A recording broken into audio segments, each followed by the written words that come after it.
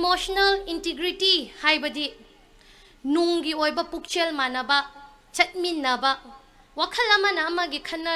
khareja khangnaraga chatlaga nungi oiba integrity shi kaidaba matamda lamgi oiba integrity du shukaira oi habshi aigi thazaba shu lei mayamna su khang hena su khangbiramgani adunina thoidokna kari haigani integrity shi kaidana ba hairadi achawa shangsing adudagi CSO myam shatra satri adu haira pharakta ama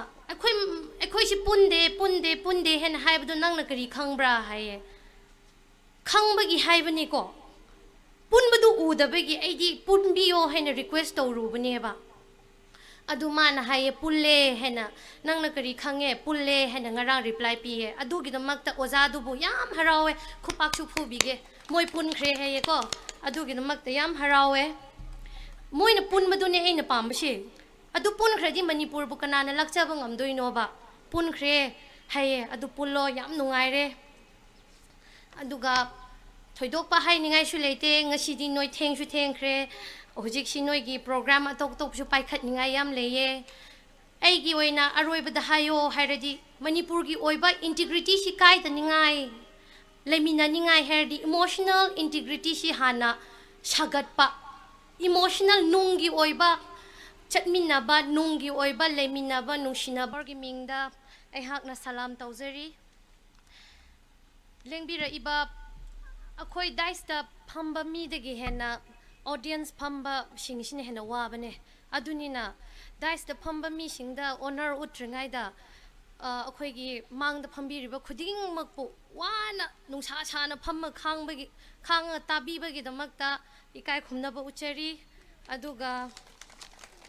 akhoi gi daista phambiriba akhoi gi oja adudegi akhoi gi hojiki kari haisra akhoi gi jati dadi lai kaino ishwar gi seba tawba hojiki akhoi gi pabung ahando akhoi gi pastor gumane ma di chatkhre maonda ikai khumna bu chari aduga lengbi raiba daista phambi riba oja aigi ithak thongba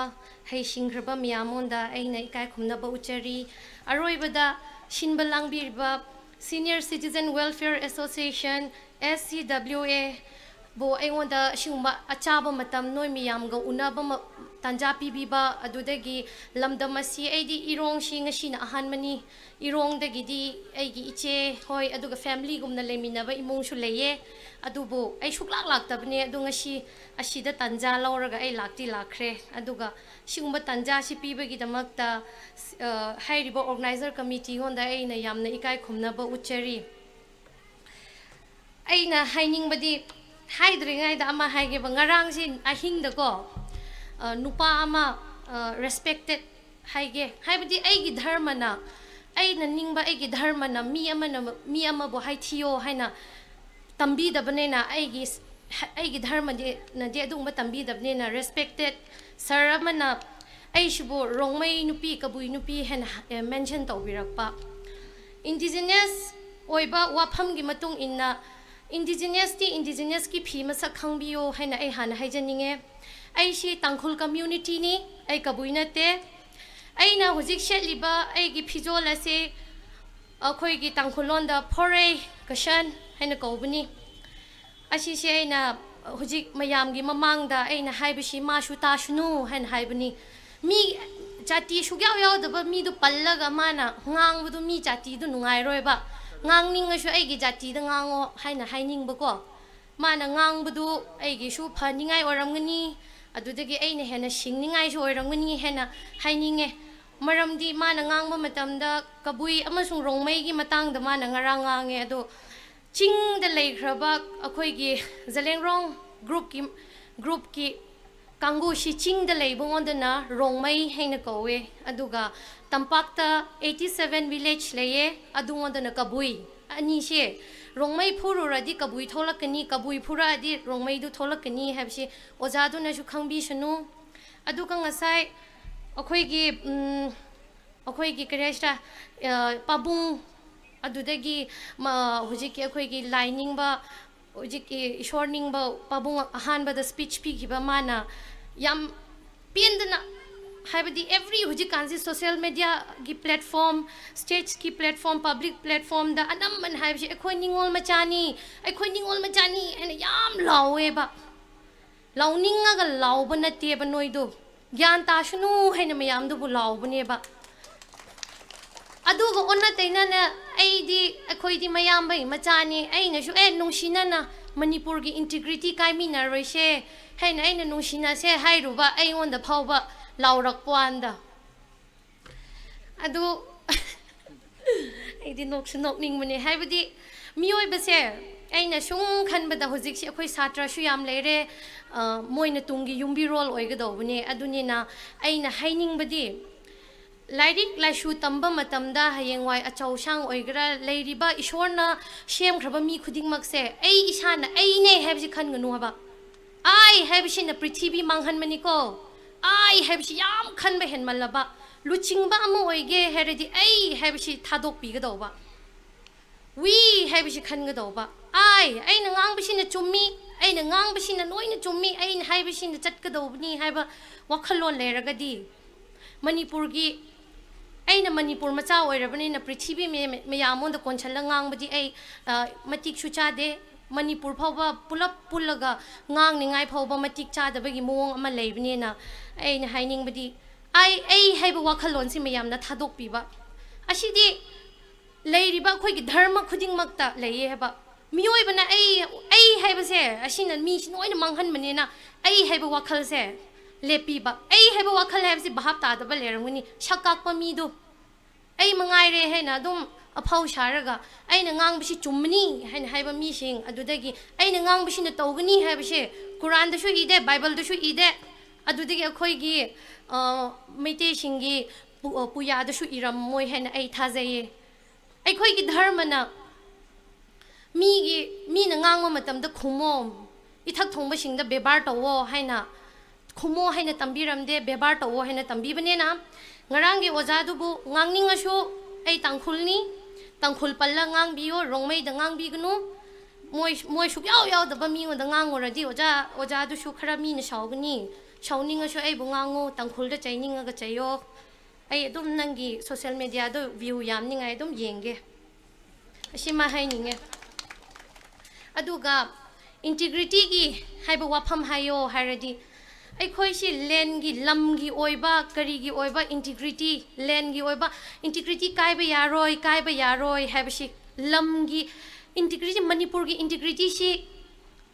कनाना थुगाइख्रगे हैबसी मयेक सेंगना खंगदरिबा लमदी लेंगदना लेरियेबा हुजिकसी कायदरिबा अदुबो अखोइ मियोइबा खुदिंगमक्सी इमोशनल इंटीग्रिटी दी लोइना कायख्रेबा ngасai ahal oiraba pabungduna mana haiba wahaido अखोइगी अहल लमनसिंगनदि ज्ञान तागनी छात्रसिंगसु ज्ञान ताबा यावरमगनी वखल नुंगाइ तबदगी अंगोम निंगोल न पोकपनी अखोइ सिनी हैन एक्सप्लेनेशन अहन ओरबा माना चटपा ngamdabina लेपगा हाइरिदो वखल दु कैनोम लेबेइने हैबसु उबा ngमेबा सि हाइहल लोइदोबने सेंगना हाइरदि ऐगी इचानुपीदो मयांगना लौख्रदि इसुनुपीदो नुसिररोइद्रो